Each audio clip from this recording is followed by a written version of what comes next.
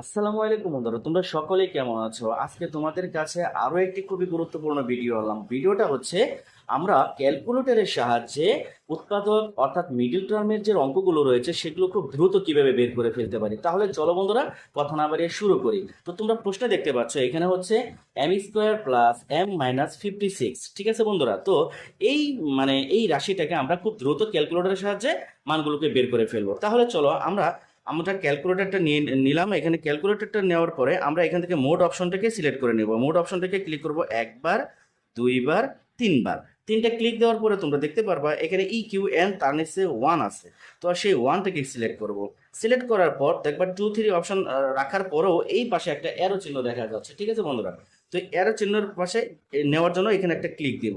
Click দেওয়ার পর এখানে কি আসতেছে বন্ধুরা? 2 এবং 3 আসতেছে। ঠিক আছে বন্ধুরা, তো এখান থেকে তোমরা টুটাকে সিলেক্ট করবা। তাহলে এখান থেকে টুটাকে সিলেক্ট করা, এই দিলাম আমি টু। টু দেওয়ার পরে দেখতে পারবা এর এ একটা চলক আসছে, সাথে আরেকটা হোয়াট চিহ্ন আছে। ঠিক আছে না বন্ধুরা? তো সেই হোয়াট চিহ্নটা হচ্ছে আমরা যে তিনটা তিনটা দেখতে পাচ্ছি, অর্থাৎ এই এম স্কোয়ার, তারপর হচ্ছে প্লাস এম, এরপর হচ্ছে -56। তাহলে তিনটা বিষয় না? তো এখানে দেখো এম স্কোয়ারের সাথে কোনো কি সংখ্যা আছে, কোনো নাম্বার আছে? যেমন মনে করো 1 2 3 4, কিছু তো নাই। তাহলে আমরা জানি এর সাথে মনে মনে কি থাকে, একটা সহগ ওয়ান থাকে। আর যদি এখানে টু থাকতো তাহলে আমি টুই বসাইতাম। যে কোনো সংখ্যা থাকলে সেই সংখ্যাটাই বসাবো এখানে। ঠিক আছে বন্ধুরা, তাহলে যেহেতু এম স্কোয়ারের সাথে কোনো কিছু নাই, এই ক্ষেত্রে আমি এখানে ওয়ান দিয়ে দিব। তাহলে সেক্ষেত্রে আমি কি দিলাম? ওয়ান দিলাম। ওয়ান দেওয়ার পরে সমান সমান চাপ দেবো, সমান দিলাম। তারপরে দেখবো বি লেখার পরে একটা হোয়াট চিহ্ন আসবে।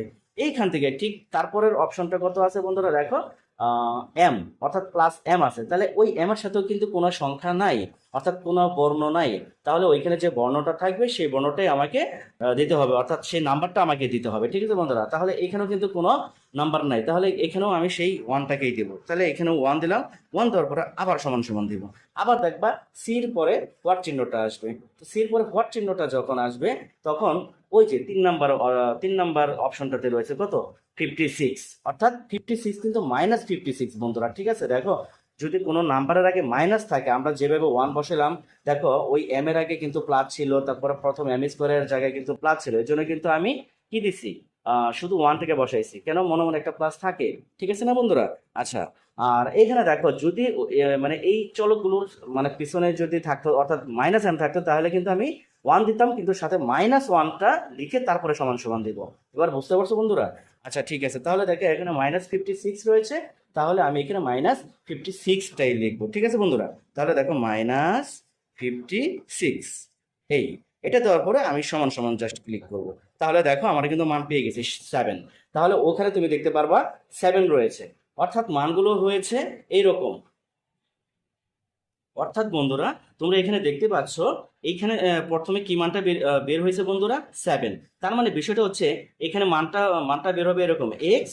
এখানে দেখো এই 7-এর আগে কিন্তু কি নাই বন্ধুরা?